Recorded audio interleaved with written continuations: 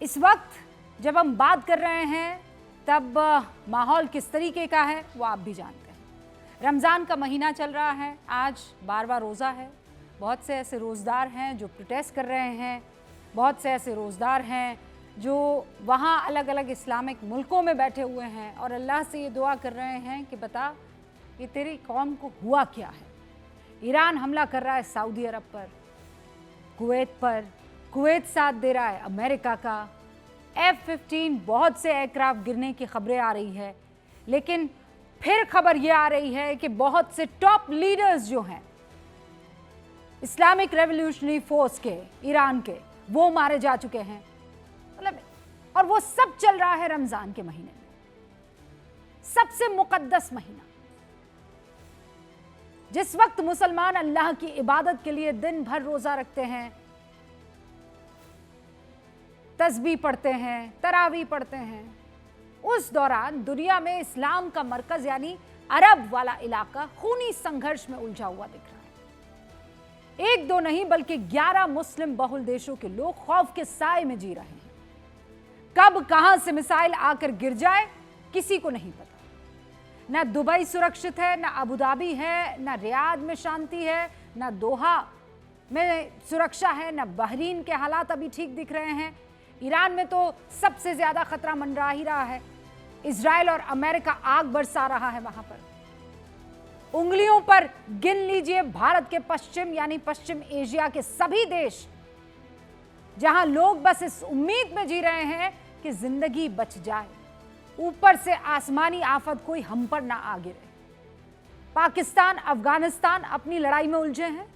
पाकिस्तान दावा कर रहा है हमने इतने मार दिए, अफगानिस्तान कहता है हमने इतने उखाड़ दिए इनके सारे के सारे मेन हेडक्वार्टर्स।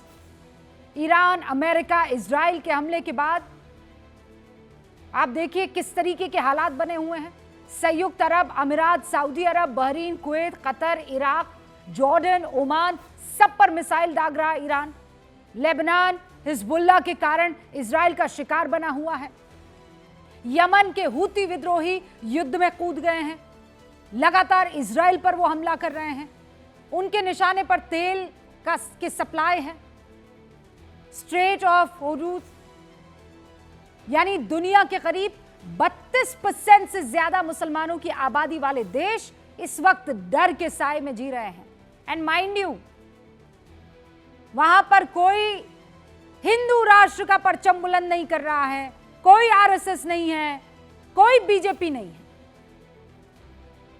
अमेरिका और इजराइल 2.5 दिन के युद्ध में ईरान पर अब तक 2000 से ज्यादा मिसाइलें दाग चुके हैं। ईरान में अभी तक 1800 से ज्यादा ड्रोन और मिसाइल्स अपने आसपास के 11 देशों के टारगेट करके दागे हैं। यानी लड़ाई में बहुत नुकसान हो रहा है। अपने आसपास के 11 देशों को टारगेट कर रहा है ईरान। ये 54 घंटे और इस 54 घंटे के अंदर 3800 से ज्यादा ड्रोन और मिसाइलों का इस्तेमाल हो चुका है। अरब वर्ल्ड बारूद के ढेर पर बैठा हुआ है, लेकिन भारत में रहने वाले लगभग 20 करोड़ से ज्यादा मुसलमान सुकून में रोजा रख रहे हैं, इफ्तारी कर रहे हैं, ईद की तैयारी कर रहे हैं, खरीदारी कर रहे हैं। ईरान के supreme leader Ayatollah Ali Hosseini Khamenei की मौत के बाद भारत में सड़कों पर प्रदर्शन हुआ है, मातम कर रहे हैं लोग, गमजदा हैं।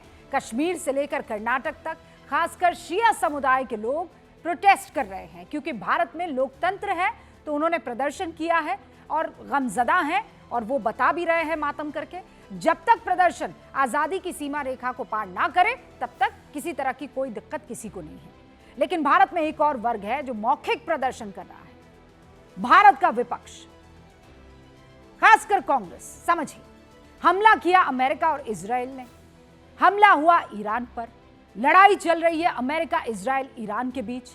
ईरानी हमले के जद में उसके पड़ोसी अरब मुल्क, लेकिन परेशान कांग्रेस है। और कांग्रेस की परेशानी क्या है? उसकी वजह है प्रधानमंत्री नरेंद्र मोदी की चुप्पी। कांग्रेस सवाल पूछ रही है कि आखिर क्यों प्रधानमंत्री मोदी अभी तक आयतुल्लाह अली हुसैनी खुमैनी के हत्या पर दुख नहीं जता रहे हैं। आखिर क्यों प्रधानमंत्री नरेंद्र मोदी इजराइल और अमेरिकी हमले पर कुछ बोल नहीं रहे हैं? और कांग्रेस को यह बात इतनी परेशान कर रही है कि पीएम मोदी के मैसेज ना देने में उन्हें कायरता, स्वयंभू विश्व गुरु, खौफ, डर, मैनेज, नैतिकता पर कलंक जैसे सारे विशेषण दिख रहे हैं। अब समझ में यह नहीं आ रहा है कि कांग्रेस खामेनेई के प्रधानमंत्री की तरफ से संवेदना को लेकर इतना प्रेशर क्यों बना रही है। फैक्ट यह है कि पंडित नेहरू के तरफ से जब गुट निरपेक्ष आंदोलन शुरू हुआ, NAM, नॉन अलाइनमेंट मूवमेंट, तो उस वक्त भारत के साथ यूगोस्लाविया, मिस्र, इंडोनेशिया और घाना हुआ करते थे। यूगोस्लाविया अब अस्तित्व में है नहीं।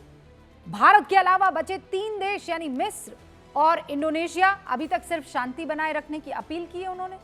घाना की तरफ से बयान का इंतजार हम भी कर रहे हैं। इसके अलावा दुनिया में ग्लोबल साउथ के बड़े देशों में शामिल दक्षिण अफ्रीका और ब्राजील ने भी खामेनेई की मौत पर दुख नहीं जताया।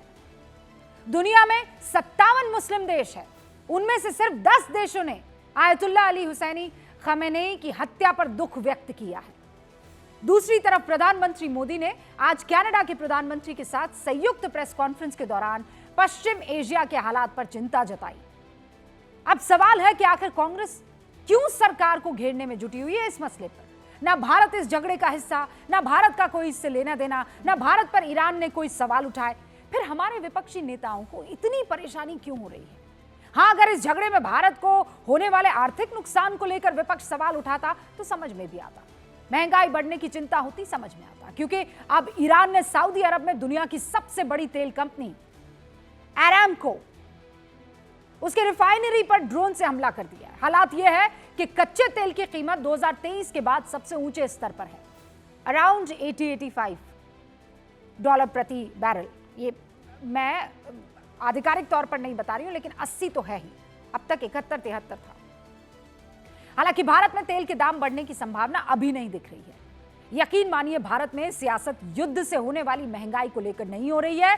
विपक्ष और खासकर कांग्रेस इस बात पर हंगामा कर रही है कि प्रधानमंत्री मोदी ने दुख क्यों नहीं जताया।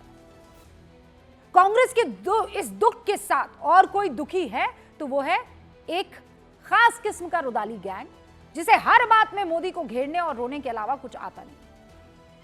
दुनिया अनिश्चितताओं से घिरी हुई है, यूरोप से लेकर अरब तक लड़ाई चल रही है। भारत शांत और सुरक्षित है और अल्लाह इसे शांत और सुरक्षित रखे, हम सब ये दुआ करते हैं। क्या यह बहस का विषय नहीं होना चाहिए? क्या विषय यह नहीं होना चाहिए था कि आखिर भारत कैसे और खुद को मजबूत करे इस स्थिति में? लेकिन हमारे यहां का विपक्ष और ये जो दूसरा गैंग है, इन्हें चिंता है कंडोलेंस मैसेज की। इसीलिए आज गूंज के इस मेगा एपिसोड में बड़ा सवाल यह है, और मेगा क्यों कह रही हूं, क्योंकि आज हम केवल 5 से 6 नहीं, इसके परे जाएंगे। क्यों भारत का विपक्ष ईरान को लेकर घमासान मचा रहा है? क्या अरब के देश एक ऐसी जंग में फंस गए हैं जिसका अंत निकट नहीं है? पश्चिम एशिया में युद्ध को लेकर भारत की क्या स्ट्रैटेजी होनी चाहिए? मैं शुरू कर रही हूं गूंज का ये मेगा एपिसोड।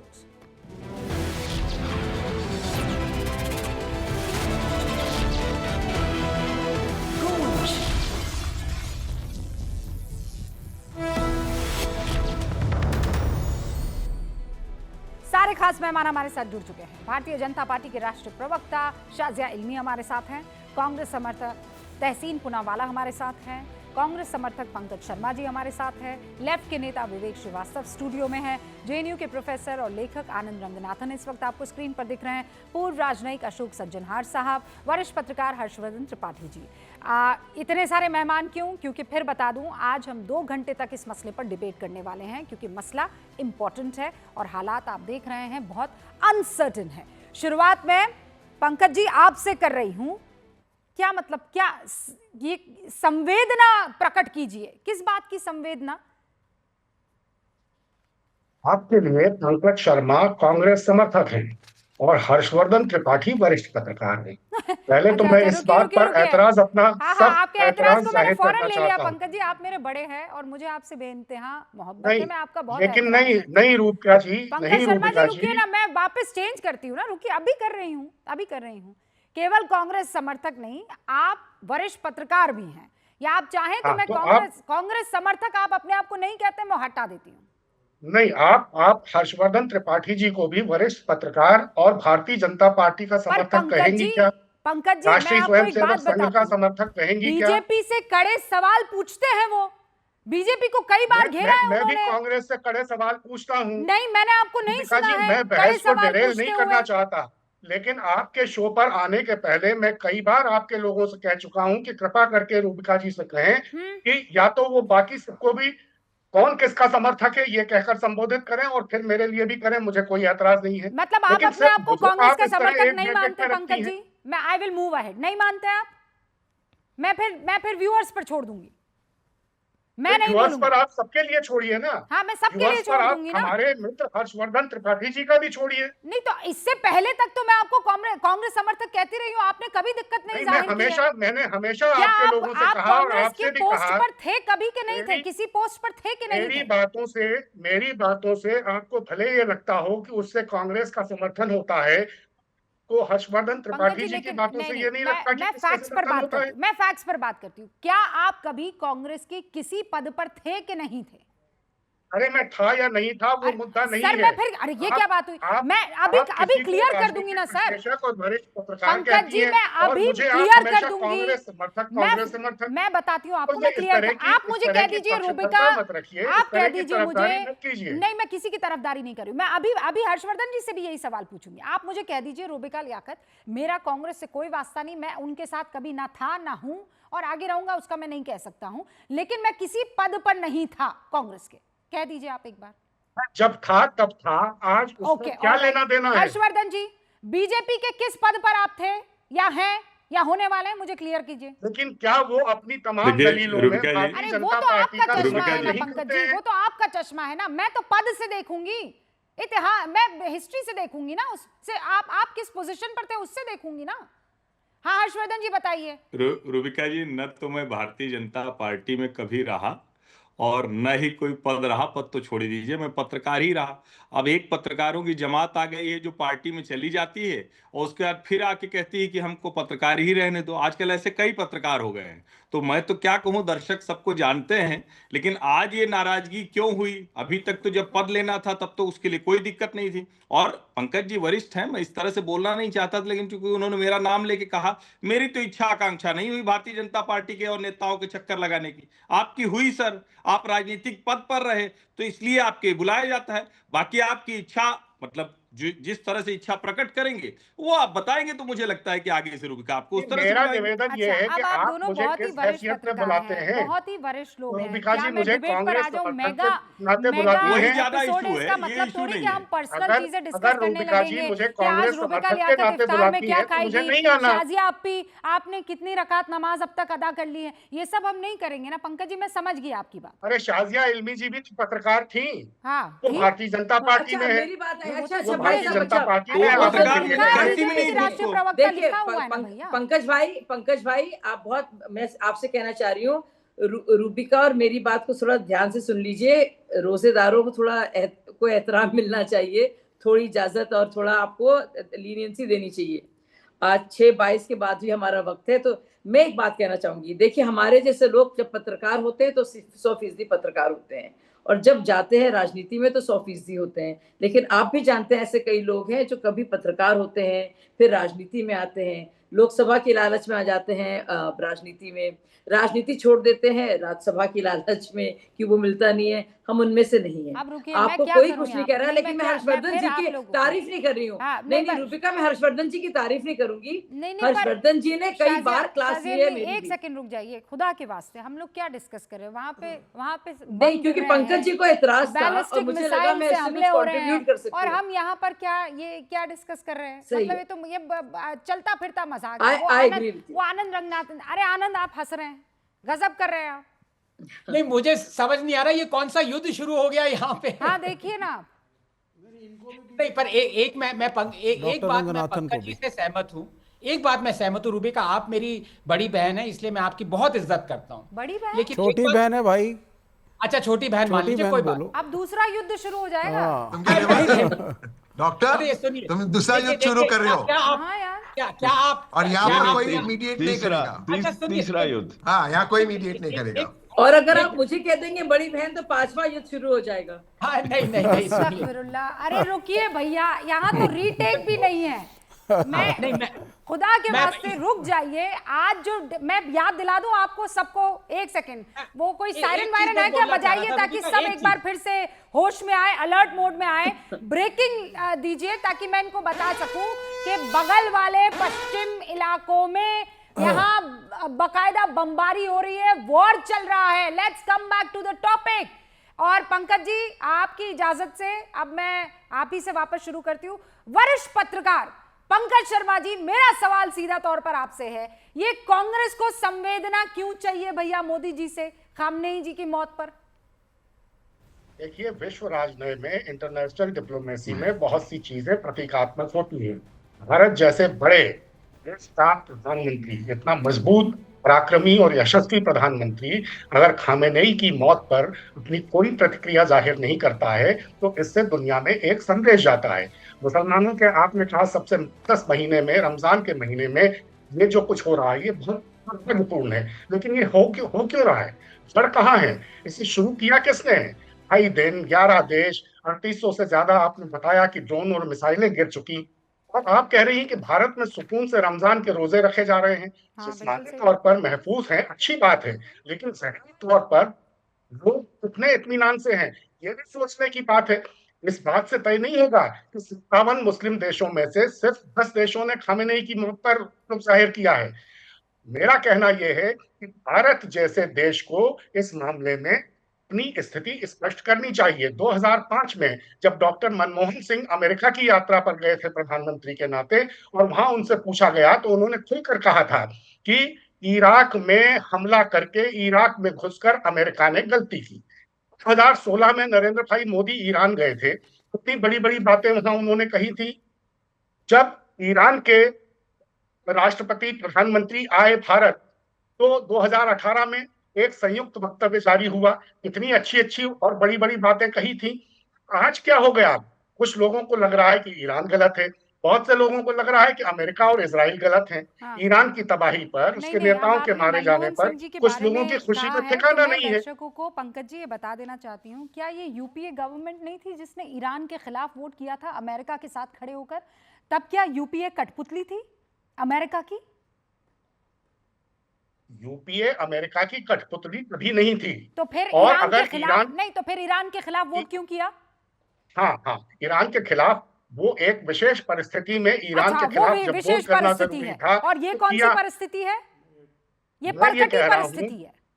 मैं ये कह रहा हूं कि सब लोग जानते हैं कि न्याय पर आधारित जो विश्व व्यवस्था है उसमें अमेरिका का कभी भी यकीन नहीं रहा, लेकिन अलग अलग कारणों से कईयों के होठ सिले हुए हैं। मैं दर्शकों को बता देना चाहती हूँ, आप लोग बहुत इतना फॉल्स नैरेटिव आप लोग फैलाने की कोशिश करते हैं। तब मनमोहन सिंह कठपुतली या मनमोहन सिंह की सरकार जो है, यूपीए जो है, वोट किया था कि एक व्यक्ति, एक नेता शहीद हो गया है, एक नेता शहीद हो गया है जिसको हम दोस्त मानते थे चाबहार पोर्ट पे। हम लोगों को वेस्ट एशिया में, अरे कुछ नहीं, डरे हुए compromise prime minister. Please do not yell at me. No, I am not yelling at you. Do not raise your voice here. आप रोजे में हैं, आप बताइए, एक आदमी का इंतकाल हो गया है, क्या हमें कंडोलेंस देनी चाहिए या नहीं? क्या कहता है इस्लाम? वो सरकार डिसाइड करेगी। हाँ, सरकार ने तो कर दिया ना डिसाइड। कॉम्प्रोमाइज प्राइम मिनिस्टर, आप वही करते हैं जो अमेरिका आपको कहता है। You do not decide. America जब कहता है आप करते हैं। हाँ, Anand Ranganathan, you went there, you took the award. Prime minister को पता था क्या होना है, छुपाया गया, वापस आए, मुंह छुपा के बैठे हैं। खोल गया आपका कि यूपीए ने ईरान के खिलाफ वोट किया, अमेरिका के साथ खड़े होकर। तब क्या थे आप? कठपुतली थे अमेरिका की। ईरानियंस की ब्रेवरी को मैं सैल्यूट करता हूं। यही परमाणु कॉन्स्पिरेसी ऑफ अमेरिकन इजरायली से हेट कर रहे हैं, जिसकी वजह से ये हमला हो रहा है। और उसी परमाणु ताकत के ईरान पर काबिज होने के चलते हिंदुस्तान ने वोट किया था जब यूपीए की सरकार थी ईरान के अगेंस्ट। मर्यादा पुरुषोत्तम राम की बात करेंगे, गुरु गोविंद सिंह की बात करेंगे।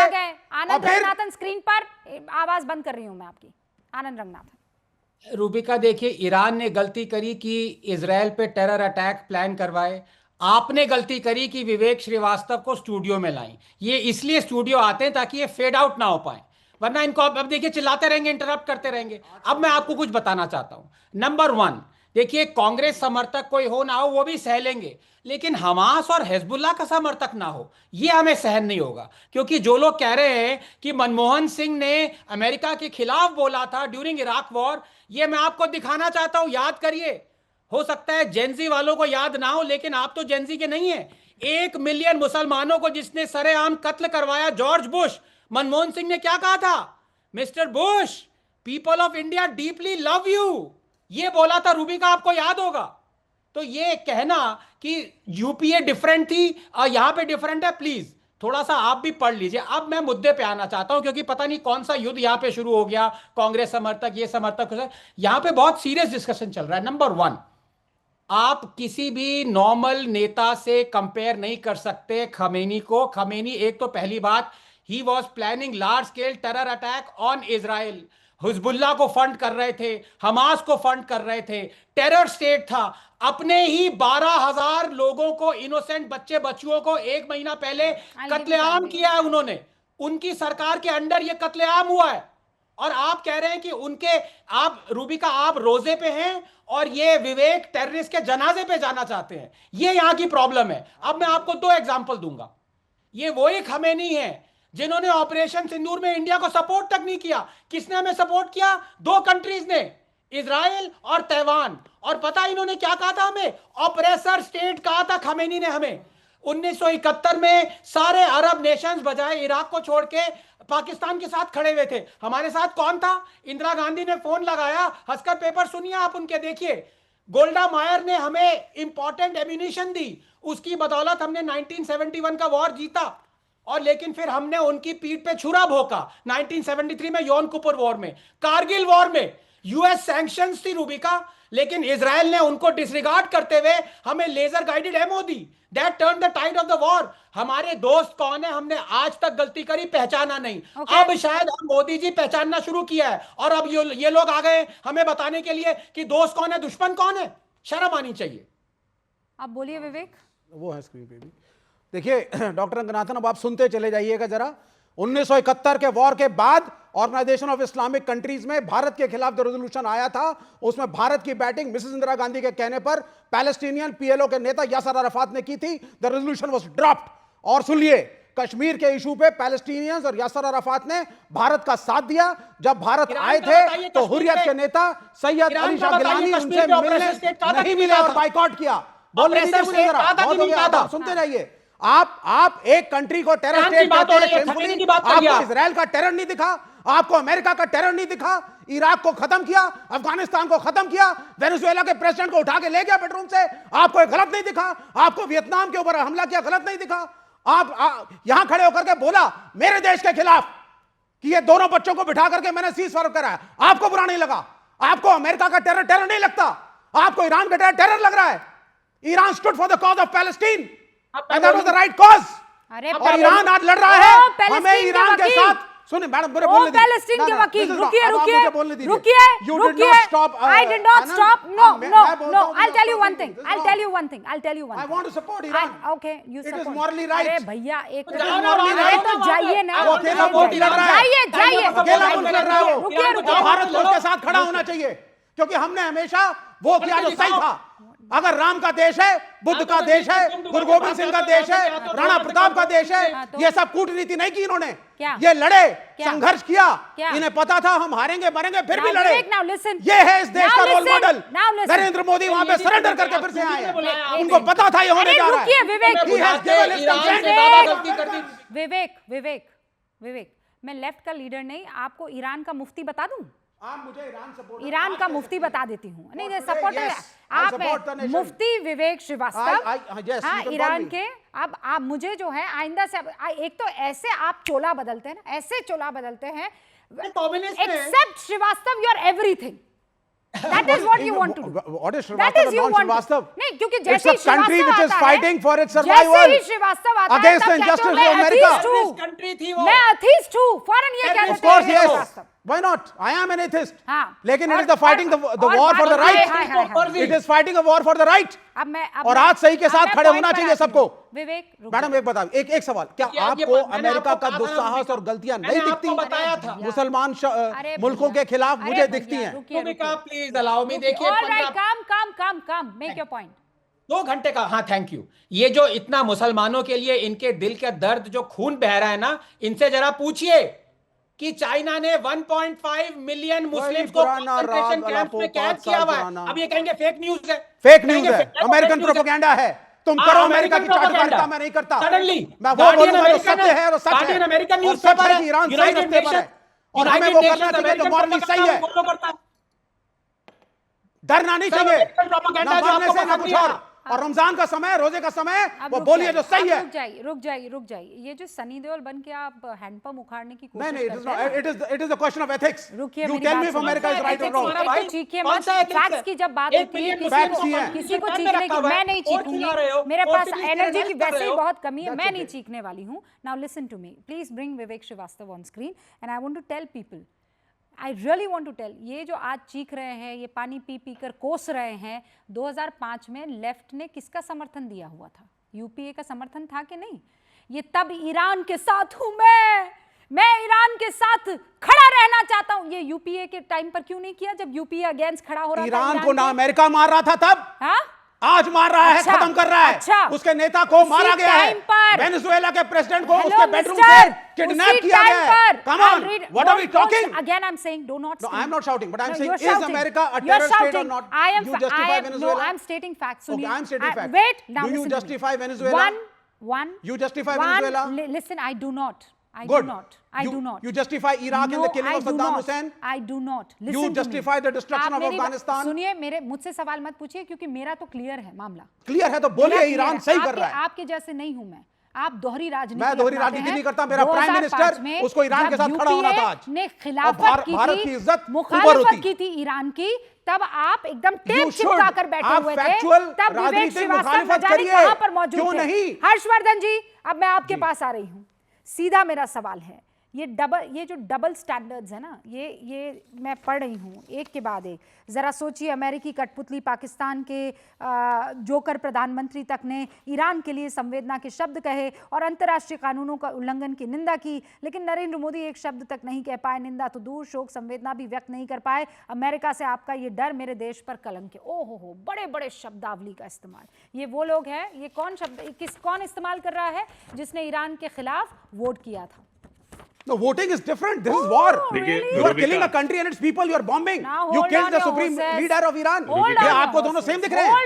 मतलब एक वोटिंग और उसके राजा को मारना. विवेक जी, Are they same? मेरा व्यूअर भाग जाएगा. मुझे अपने व्यूअर से बहुत प्यार है. ये आपसे इतना प्यार नहीं जितना व्यूअर. वो अच्छी बात है, होना भी चाहिए. मुझे भी आपके व्यूअर से ही प्यार है. बस आप रुक जाइए. लेकिन आप कंपेयर कैसे कर रही हैं मैडम? एक वोटिंग को एक देश के डिस्ट्रक्शन से आप कंपेयर कर रही हो. ऑल राइट, हर्षवर्धन जी. रूबिका जी, बात यहाँ भारत की है और कमाल की बात ये, अमेरिका, चीन, ईरान, इराक, वियतनाम, वेनेजुएला, पता नहीं किसकी किसकी चर्चा कर ले गए लोग.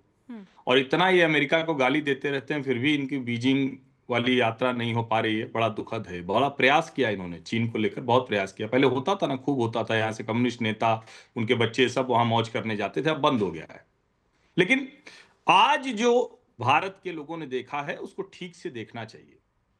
प्रधानमंत्री नरेंद्र मोदी और कनाडा के प्रधानमंत्री मार्क कार्नी का जो ज्वाइंट स्टेटमेंट है उसको सुनना चाहिए.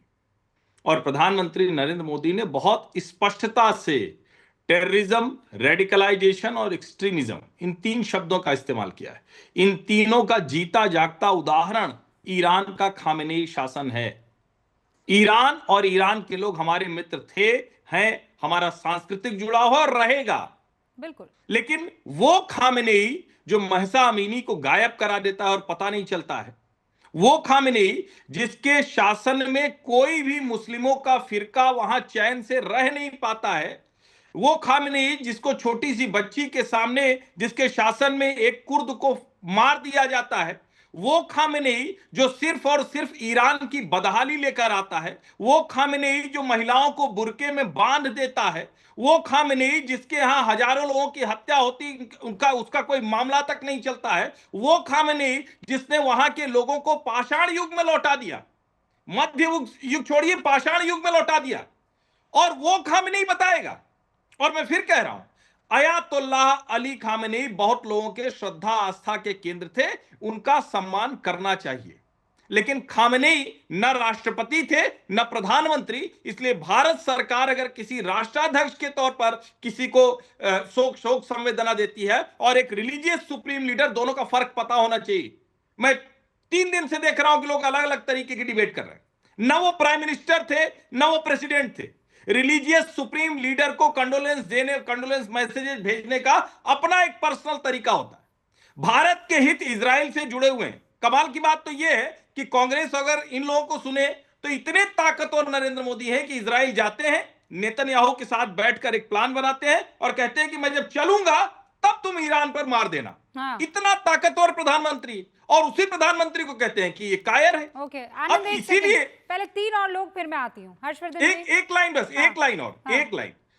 वही मार्क कार्नी, उनका एक इंटरव्यू है जो सबको सुनना चाहिए। उनसे इंटरव्यूअर ने पूछा कि मिडिल पावर के तौर पर भारत और कनाडा क्या नए सिरे से अपने रिश्तों को तैयार कर रहे हैं। मार्क कार्नी ने कहा, कनाडा को आप मिडिल पावर कह सकते हैं, भारत आज मिडिल पावर नहीं है। भारत आज दुनिया की ग्लोबल पावर्स में शामिल है, लीडरशिप में शामिल है। उसकी जो ट्रेजेक्टरी है वो दुनिया देख रही। तो मुझे लगता है जो लोग आज ये रुदन कर रहे हैं वो सिर्फ और सिर्फ भारत के विरोधी हैं। भारत को किसी भी तरह से ग्लोबल स्टेज पर नहीं देखना चाहते। वो चाहते हैं कोई वो भारत कभी चीन की कठपुतली रहे, कभी अमेरिका की रहे, हम दोनों की नहीं। विवेक श्रीवास्तव, बीजिंग के लिए टिकट कराई जल्दी। अगर एक नेता खोमेनी बुरा था या अच्छा, ये डिबेट नहीं है। डिबेट है वो बुरा था या अच्छा। क्या यूनाइटेड स्टेट्स ऑफ अमेरिका इस पृथ्वी का मामा है कि वो जाकर के एक देश में डिसाइड करेगा कि कौन नेता होगा, चाहे बांग्लादेश हो। इमरान खान को जेल में डाला पाकिस्तान में, फिर आप गड़बड़ कर रहे हैं। मतलब यहाँ पे इसलिए घुसके मार के उसको मारना जस्टिफाइड था। नहीं, ये तो ये कह रहे हैं। नॉट से दिस। एक तो ये जो आप ये नैरेटिव चलाने की कोशिश करते हैं, इन्होंने ऐसा कुछ नहीं। आपको याद नहीं है क्या? आप क्यों कह रहे हैं खामेनी अच्छा था बुरा? नहीं, उन्होंने अभी सुना नहीं। वो ये कह रहे हैं, वो कह रहे हैं साहब कि वो उस पोजीशन पर हैं कि एक देश को इस तरीके का एक कंडोलेंस पेश करना चाहिए। तो फिर जब शाज़िया इल्मी, इसका जवाब दीजिए। जी, मुझे लगता है 6:23 तक रूबिका, ना हम चिल्ला सकते हैं ना बर्दाश्त भी कर सकते हैं किसी और का चिल्लाना। तो मुझे उम्मीद है कि आप सब लोग मौका देंगे और थोड़ी देर के लिए चुप बैठेंगे। कोई एक इंसान ना एजेंडा को चला रहा है। सबसे पहले मैं बताऊं आपको, भारत के लिए और हमारी पार्टी के लिए और मेरी सरकार के लिए राष्ट्र प्रथम है, और जो भारत की विदेश नीति है उसका मूल सिद्धांत यही है। तो किसी भी दबाव, किसी भी लॉबी या किसी भी विदेशी एफिडेविट पर आधारित हमारी फॉरेन पॉलिसी नहीं है। और इसीलिए भारत किसी भी अंतर्राष्ट्रीय युद्ध में कोई पॉन या मोहरा ना बनेगा और ना किसी को इजाज़त देगा बनाने के लिए, ना उस एजेंडा का हिस्सा होगा। हमारी सबसे पहले जिम्मेदारी है 140 करोड़ भारतीयों के लिए। इतने मसले हैं, आप देखिए, चाहे ऊर्जा हो, सुरक्षा हो, प्रवासियों की निकासी हो, समुद्री रास्ते हो, ये प्राथमिकताएं हैं। अगर विवेक जी और आपकी जिन पार्टियों को आप समर्थन करते हैं, अगर जरा से भी भारत की फिक्र होती तो आप इसकी बात करते। और सिर्फ भारत के मुसलमान हैं जो पुरसुकून तरीके से अपना रोज़ा और इफ्तार कर सकते हैं, सहरी से लेकर इफ्तार तक। बाकी मुसलमान देशों की बात कीजिए और देखिए कि कितना फ़र्क है, कितने ज़्यादा सुकून है और अमन है भारतीय मुसलमानों के लिए। ये भारत की विदेश नीति के ताकतवर, सुनिए, नहीं, मैं पहली बार बोल रही हूँ, अपनी पार्टी और अपनी सरकार के लिए बोलूँगी। तो मैं, और आपकी तरह ना मैं ईरान, ना मैं खमेनी के लिए या फिर नेतन्याहू के लिए नहीं खड़ी हूँ। मैं सिर्फ अपने भारत के लिए खड़ी हूँ, जो हमारी देश की एमईए जिसके लिए है, और जो काम हमारी प्रधानमंत्री की विदेश नीति कर रही है। और नहीं, इसके साथ साथ एशियाई संतुलन का क्षेत्र है। भारत के संबंध में इजराइल से रक्षा, टेक्नोलॉजी, ईरान से भी हमारा ऊर्जा और चाबहार रहा है। खाड़ी देशों में लगातार निवेश, प्रवासी सुरक्षा का काम चल रहा है। तो नहीं, मैं और कह रही हूँ, मैं कुछ और कह रही हूँ यहाँ पे। नहीं, आखिरी चीज, तो आप बताइए, हम क्यों मोहरा बने? आप क्यों चलाएंगे एजेंडा? हमारे देश के जो प्रधानमंत्री हैं, जो हमारी सरकार है, वो तय कर रही है और उस पर हमें पूरी तरह से ना सिर्फ नाज है, पूरी तरह से हमने उनको ये बात करने के लिए वहां भेजा है। आप या यहूदियों की नहीं कुर्दों की बात कर लीजिए, आप जूस की बात कर लीजिए, शिया सुन्नी की बात कर लीजिए, मुस्लिम खाड़ी देश जो ज्यादातर सुन्नी उनकी बात कर लीजिए, बहरीन में शिया है लेकिन सुन्नी वहां का प्रीमियम है, या फिर ईरान जो सवाल है, उस सवाल का जवाब अभी भी मुझे नहीं मिला है। मैं एक बार बस दो और मेरे मेहमान, उसके बाद वी कैन डिबेट। हाँ, तहसीन पूनावाला और अशोक सज्जनार साहब मौजूद है मेरे साथ। तहसीन, भारत का जो स्टैंड है उसको जिस तरीके से आज कांग्रेस के तमाम साथी कह रहे हैं कि ये कायरता है, भैया मोदी का क्या अभी वास्ता है? ये लोग आपस में जब भिड़ मर रहे हैं तो। थैंक यू रुबिका जी, आपके साथ शो में शिरकत करने का मौका मिला। मेरा भी रोजा है तो थैंक यू, और मेरा भी रोजा है तो उम्मीद करता हूँ कि ज्यादा मुझे चिल्लाना नहीं पड़े। ये बात गलत है रुबिका जी कि भारत का क्या वास्ता है। मैं संक्षेप में समझा दूं। मान लीजिए हम 4 रोजगार है यहाँ पर, 4 रोजगार माशाल्लाह। एक पहले 3 तो अपन ऊपर, नीचे ये विवेक जी को गिन रही हूँ मैं।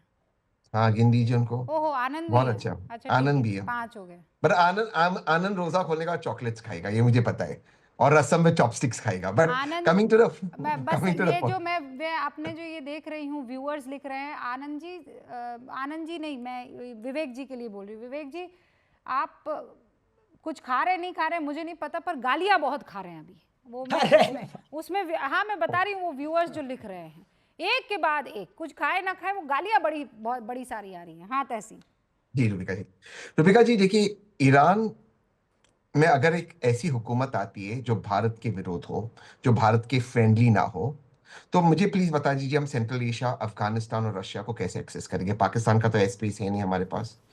मान लीजिए एक ऐसी हुकूमत आती है जो कंप्लीटली अमेरिका के कंट्रोल में हो, तो पाकिस्तान अपनी सारी सेना उसके वेस्टर्न बॉर्डर जो ईरान के साथ है से हटाकर उसके ईस्टर्न बॉर्डर यानी कि भारत के वेस्टर्न बॉर्डर पे हटा देगा। ये बहुत बड़ी संभावना है। भारत के और ईरान के ऐतिहासिक संबंध है, हजारों साल पुरानी संबंध। और मैं डॉक्टर रंगनाथन की बहुत इज्जत करता हूँ, उन्होंने जो चीज कहा इजराइल ने हमेशा हमारी मदद की, मैं इस चीज से ऐसे इत्तेफाक रखता हूँ, मैं मानता हूँ। बट ये चीज भी है डॉक्टर रंगनाथन, आप ये चीज को आपको समझना चाहिए। जब यूपीए की हुकूमत थी, यूपी 1 यूपी 2, आपने बिल्कुल सही पूछा था रूबिका जी को, आप जानते हो इसराइल भारत का नंबर 2 आर्म सप्लायर बना था यूपीए के दौरान।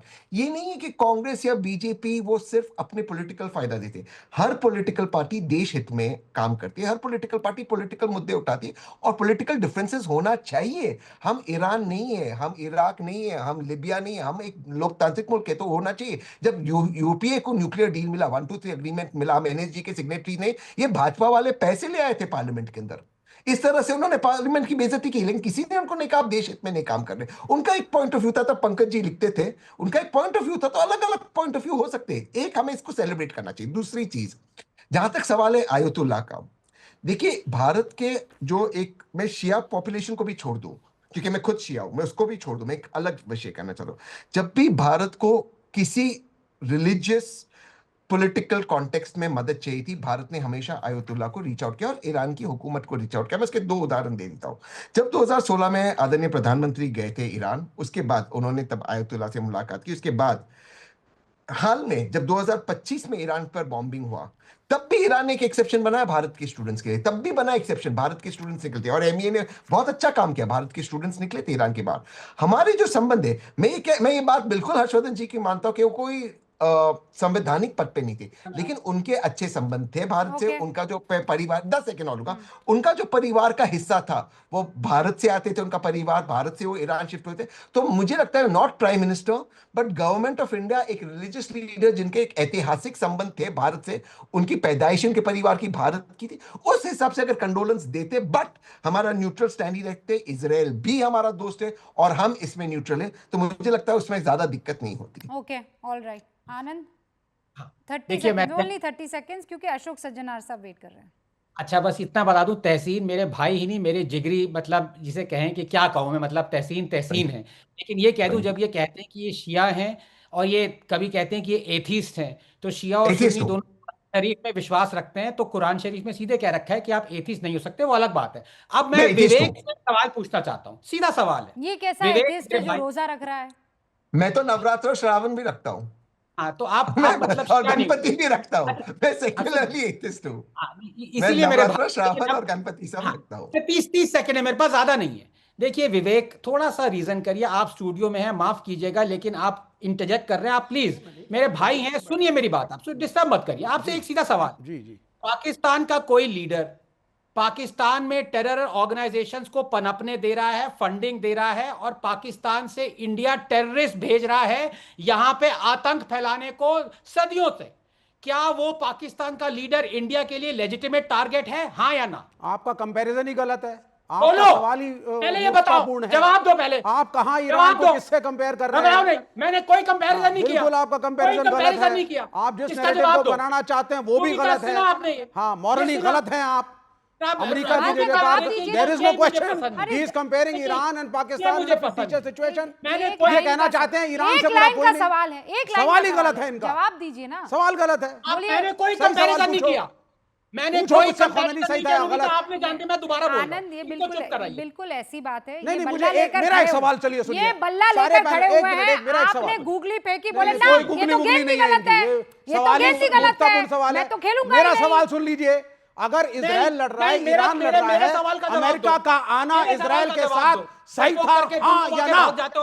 कौन बोलेगा पैनल में इस पे? अच्छा, एक दूसरे की सुनिए ना, एक दूसरे की सुनिए, बोलिए तब तो आनंद आएगा। क्यों नहीं हो यार विवेक, तब तो आनंद आएगा। आनंद ही आनंद, एक दूसरे की सुनेंगे तभी तो आनंद शो में आएगा, वरना आनंद शो में नहीं आएगा। बोलिए आनंद साहब, बोलिए, मैं सुन रहा हूँ। Thank you. मैंने कोई, मेरा ये देखिए रूबिका, आप जज हैं यहाँ पे, ठीक है, आप चीफ जस्टिस है, आपको डिसाइड करना है मेरा जवाब कोई एनालॉजी है, कोई कंपैरिजन है कि नहीं। अब ये सीधा सवाल है, पाकिस्तान का कोई लीडर पाकिस्तान में टेरर ऑर्गेनाइजेशंस को फंड कर रहा है, उनको वहां पनपने दे रहा है सदियों से, और इंडिया टेररिस्ट भेज रहा है, यहां पे हजारों की तादाद में लोग मारे जा रहे हैं उन टेररिस्ट से, क्या इंडिया के लिए वो पाकिस्तान का लीडर लेजिटिमेट टारगेट है या नहीं? ये जवाब है हाँ या ना में। अब आप रूबिका, अब आप बताइए, इसका जवाब मिलना चाहिए। अब आप उत्तर सुन लीजिए सर, अब आप उत्तर सुन लीजिए, सुनिए ना सर। हाँ या ना है? हाँ नहीं होता। आपका नाम विवेक श्रीवास्तव है, अब आप सुनना सीखिए। आपका नाम विवेक श्रीवास्तव है, ये जान जाए कि नहीं? बस तो जी बिल्कुल बोला ना, वैसे आप बोलिए नहीं, बिल्कुल नहीं, हाँ बिल्कुल। ये तो आप लोग ब्लैकमेलिंग कर रहे हैं। अरे ब्लैकमेलिंग क्या हो गई भाई? लंबा सवाल तो थोड़ा लंबा उत्तर है ना? अच्छा, लंबा उत्तर क्यों है भाई? अब आप सुन लीजिए क्यों है? नहीं, जो देश का दुश्मन, जो देश का दुश्मन वो आपका दुश्मन। अरे मैडम, अगर दोनों देश दुश्मन, तो अगर दोनों एक दूसरे के खिलाफ अटैक कर रहे हैं, तो इजराइल 70 साल से मार रहा है पैलेस्टीनियंस को, पाकिस्तान की बात कर रहा हूं। ये सवाल नहीं है। एक तरफा इजराइल दूध का भुला, सिर्फ पैलेस्टीनियन हमला करते हैं, ईरान ने हिजबुल्लाह को क्रिएट किया, इसलिए ईरान गलत। रुकिए। Israel is a terror state, ये बोलो। रुकिए, मैं I am going to come back to you.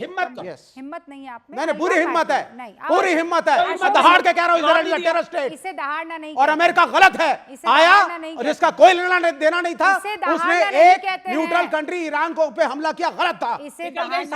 America का क्या लेना देना ईरान से? क्यों आया अमेरिका? मेरा प्राइम मिनिस्टर नहीं बोलता है। आप चीख रहे हैं, सुनिए। नहीं, मेरा सवाल को कोई उत्तर नहीं दे रहा। सुनिए, जब शेर घास खाने लग जाए तो उसे दहाड़ना नहीं कहते हैं, ठीक all this है? is- अशोक सज्जनहार साहब, अब मैं आपके पास आ रही हूँ, please tell me one thing. इस वक्त दो बड़े सवाल है, ये जो विवेक बार बार उठा रहे हैं वो तो है ही, लेकिन एक महत्वपूर्ण सवाल जो है, खामेनेई के साथ हिंदुस्तान खड़ा हुआ क्यों नहीं दिखाई दे रहा है? डिप्लोमैटिक तरीके से जवाब आप ही दे पाएंगे, स्पष्ट भाषा में। देखिए, भारत के लिए जो सबसे महत्वपूर्ण बात है, जब भी हम किसी देश के साथ बात करते हैं, अपने संबंध बनाते हैं, रिश्ता बनाते हैं, उसमें कितनी गर्मजोशी हो, कुछ हमें कमी करनी हो वगैरह नहीं हो, वो सब हम अपने राष्ट्र हित को देखकर करते हैं। उसके अलावा हमारे लिए कोई मापदंड नहीं है, कोई पर्सनालिटीज वो नहीं मैटर करती हैं हमारे लिए क्या उससे हमारे राष्ट्र को कितना ज़रूरत है, कितना फ़ायदा होने वाला है। और वही पॉलिसी, वही नीति हम अपनी फॉलो कर रहे हैं, जिसको हम कहते हैं मल्टी अलाइनमेंट है, स्ट्रेटेजिक ऑटोनॉमी है। जो हमारे अपने फायदे के लिए होगा उसको हम करेंगे।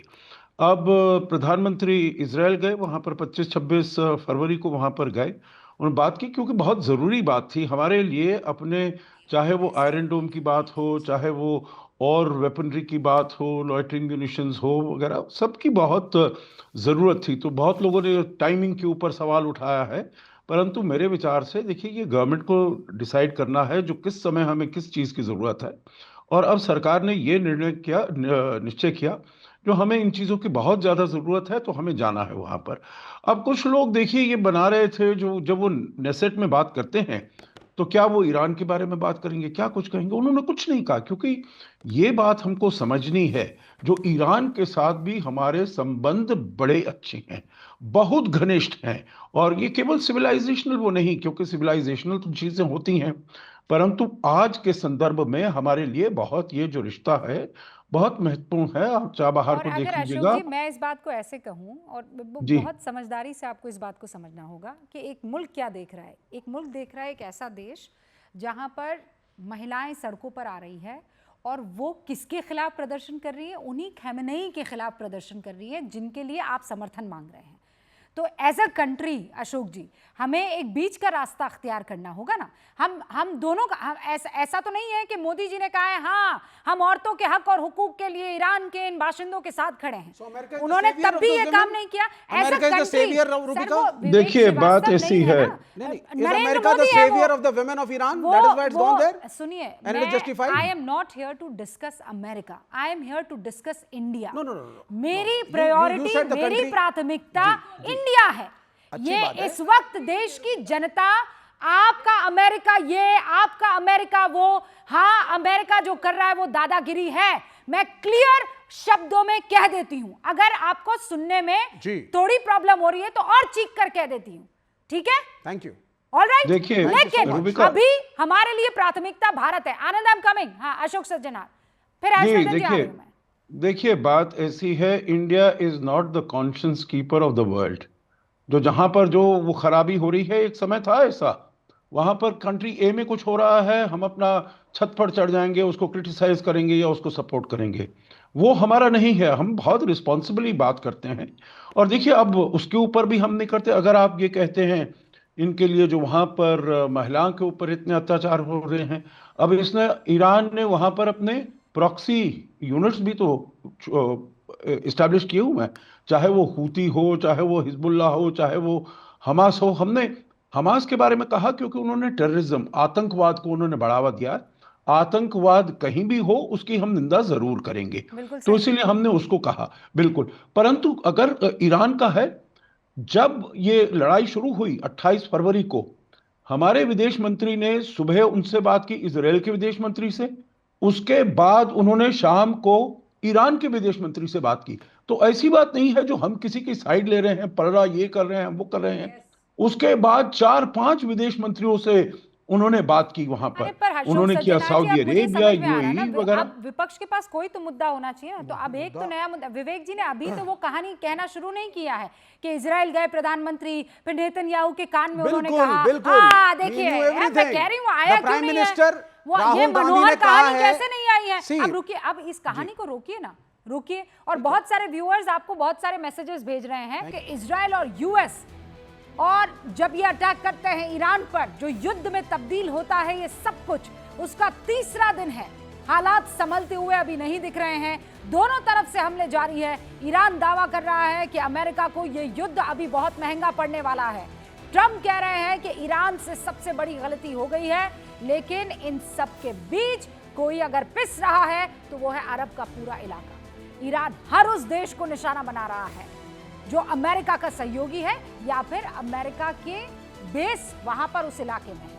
और इसका नुकसान यूएई से लेकर सऊदी अरब सहित 11 देशों पर है। भारत की सियासत अपने उफान पर है। कांग्रेस ने ईरान के सुप्रीम नेता खामनेई को श्रद्धांजलि देने के बाद सरकार पर निशाना साधा है और ये कह दिया है कि बताइए आप ऐसा क्यों नहीं कर रहे हैं, हम तो कर रहे हैं। निशाने की वजह जिस पर हम अभी चर्चा कर रहे थे, आप जानते हैं पिछले कुछ 1 घंटे से प्रधानमंत्री ने श्रद्धांजलि क्यों नहीं दी खामनेई को। और ये बहस अब यहां तक पहुंच गई है कि खामनेई इजराइल के लिए नुकसानदेह थे या इजराइल ईरान के लिए। और इसी बहस को आगे बढ़ाने के लिए हमारे साथ जो नया पैनल इस वक्त मौजूद है उनसे आपका तारुफ करवा देती हूं। भारतीय जनता पार्टी के राष्ट्रीय प्रवक्ता शिवम त्यागी यहां हमारे साथ स्टूडियो में आ गए हैं। रक्षा विशेषज्ञ जनरल के सिन्हा साहब हमारे साथ जुड़ चुके हैं। हमारे साथ कांग्रेस समर्थक तहसीन पूनावाला है। हमारे साथ वरिष्ठ पत्रकार पंकज शर्मा जी हैं। हमारे साथ लेफ्ट के नेता विवेक श्रीवास्तव है। जेएनयू के प्रोफेसर और लेखक आनंद रंगनाथन हमारे साथ हैं, और वो नाराज हो जाएंगे अगर मैं ये नहीं कहूंगी कि वो साइंटिस्ट भी है। पूर्व राजनयिक अशोक सज्जनहार साहब हमारे साथ हैं, और वरिष्ठ पत्रकार हर्षवर्धन त्रिपाठी जी इस वक्त हमको स्क्रीन पर दिखाई दे रहे हैं। हर्षवर्धन जी, क्या कह रहे हैं आप? मैं कह रहा हूँ मुझे सिर्फ एक बार और सिर्फ पत्रकार कहेंगे तो चलेगा। अच्छा, मैं आपको खाली वीपी कह सिर्फ हर्षवर्धन त्रिपाठी पत्रकार हैं इतना कहेंगे तो चलेगा, अपनी यही पहचान है। अब जो नहीं समझ पा रहा है उसे 5 बजे का गूंज जाकर एक बार न्यूज 18 इंडिया के यूट्यूब चैनल पर देखना चाहिए। बड़ी बहन रूबिका एंकर है। ये फिर से वॉर लगा रहा है। मैं इस पर ऑब्जेक्शन ले रहा हूँ। ये वर्ल्ड वॉर 5 है। हाँ, मतलब मुझे बड़ी बहन कहकर ना बिल्कुल गलत कह रहा है, और हम सब आपके साथ है रूबिका जी, अक्रॉस आइडियोलॉजीज। हाँ बिल्कुल, अक्रॉस आइडियोलॉजीज। मेरी आइडियोलॉजी भारत है। What do you mean by that? नहीं, हमारी आइडियोलॉजीज अलग है ना, भारत सबकी आइडियोलॉजी। मेरी आइडियोलॉजी भारत है, अब आपकी क्या है मुझे नहीं पता है। मेरी आइडियोलॉजी भी इंडिया, इसलिए हम सब एक है। गलत कह रहा है। तहसीन भाई इसलिए कह रहे हैं विवेक श्रीवास्तव भी तो है पैनल में। और अब मैं डिबेट की शुरुआत कर रही हूँ, और ये इसलिए भी क्योंकि अक्सर लोगों को ये लगता है कि डिबेट में जितने भी लोग आते हैं इनके चेहरे पर मुस्कान नहीं होती, और ये हंसते इसलिए नहीं है क्योंकि इनके मुंह में सिर्फ जुबान है और 32 दांत नहीं है। तो आज रूबिका लियाकत ने गूंज के स्पेशल एडिशन में सबके दांत दिखा दिए हैं, और ये भारत ही है जहां पर हम इस तरीके से मुस्कुराकर अलग अलग आइडियोलॉजी से भले ही ताल्लुक रखते हो बात कर पा रहे हैं। अब मैं शुरू कर रही हूं डिबेट, और इस सवाल के साथ कि अब आने वाले कितने और दिन और विपक्ष जो इस वक्त स्टैंड ले रहा है वो कितना जायज है। अशोक जी, शुरुआत आपसे कर रही हूं, 40 सेकेंड्स आपके सर। जी देखिए, मैं तो समझता हूं आगे वाले जो दिन हैं उसमें बहुत यहाँ पर अनिश्चितता रहेगी, और हमने देखा है जैसे अगर स्ट्रेट ऑफ हॉर्मुज बंद किया जाता है तो उसका क्या प्रभाव होने वाला है। हमने पूरे विश्व की अर्थस्थिति पर, अर्थव्यवस्था पर देख लिया है। भारत अपना करीब 85 से 87% तेल आयात करता है। हालांकि सरकार ने कहा है जो हमारे पास 73 दिन का स्ट्रेटेजिक रिजर्व है ऑयल का, परंतु वो हमारे लिए जो एनर्जी सिक्योरिटी है वो बहुत महत्वपूर्ण है। मुझे पता है आप पॉलिटिक्स में कभी भी हिस्सा नहीं लेते हैं, पॉलिटिकल बयानबाजी आप कभी नहीं करते हैं, लेकिन अशोक सज्जनहार साहब प्लीज दिल पर हाथ रखकर बताइए कि इस वक्त जो भारत का स्टैंड है वो कितना सही आपको दिखाई दे रहा है, और खामनेई को कंडोलेंस मैसेज ना देना उनके खत्म हो जाने पर, उनके मर जाने पर, कितना सही या गलत स्टैंड है?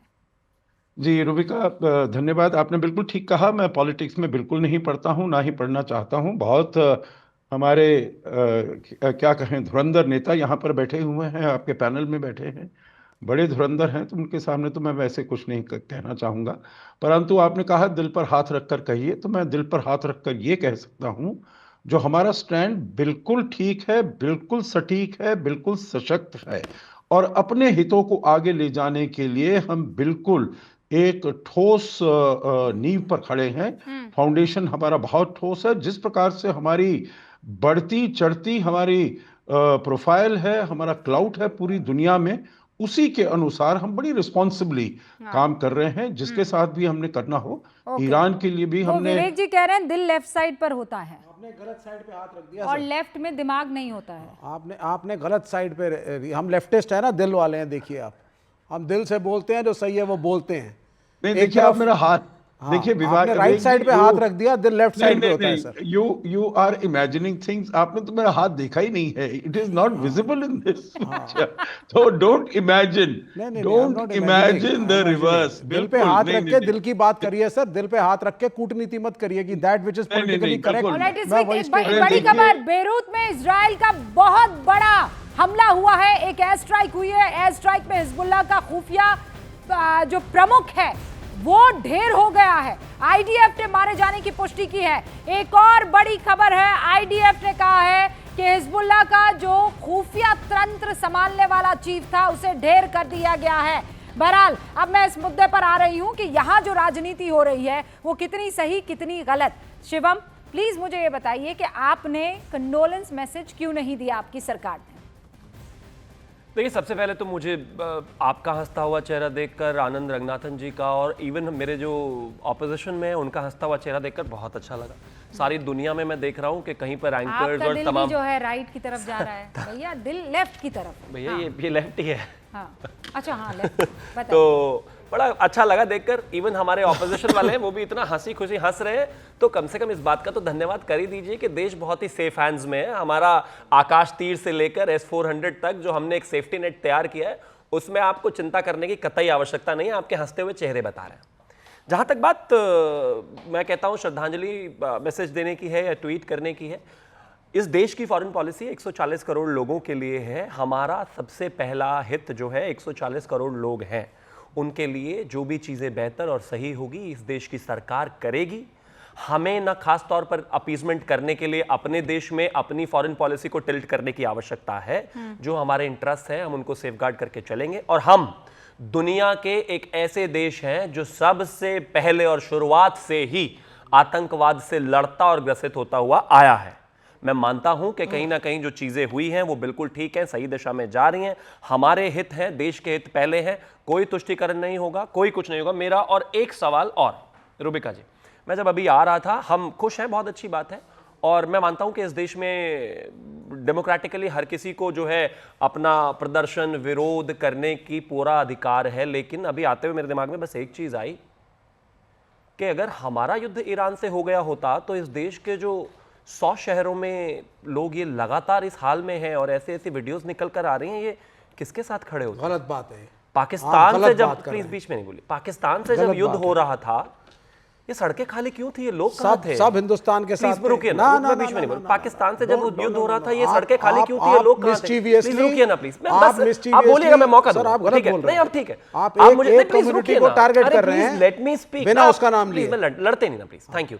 आप मुझे एक चीज बताइए, कहां क्यों ये सड़कें खाली थी? कहां थे ये लोग जब जम्मू कश्मीर में हमारे लोगों को हिंदुओं खड़े थे प्राइम मिनिस्टर के साथ, सड़कें खाली? प्लीज आप रूबिका जी, आप इनको रोक दीजिए ना, लड़ते नहीं है ना भाई। मैं नहीं लड़ रहा सर, आप गलत बोल रहे हैं। अरे पूरी दुनिया लड़ रही है, हम प्यार से बात कर लेते हैं ना। नहीं, प्यार कहां का प्यार? हिंदुस्तान है, सेफ है भाई, चिंता मत करो। आप इनको रोक दीजिए। आप एक सेगमेंट को गद्दार बोलेंगे। मैंने कहा बोला गद्दार किसी को? आप बोल ही रहे हैं। मैंने कहा बोल? आप वही नैरेटिव बना रहे हैं। रूबिका जी प्लीज आप इनको रोक दीजिए। मैं फिर से रिपीट कर रहा हूं भाई, एक लाइन बोल देता हूं। ठीक है, दो बोल देना, मुझे पूरा कर लेने दीजिए, मुझे पूरा कर लेने दीजिए। लंबा बोलेंगे सर, एक लाइन बोल लीजिए।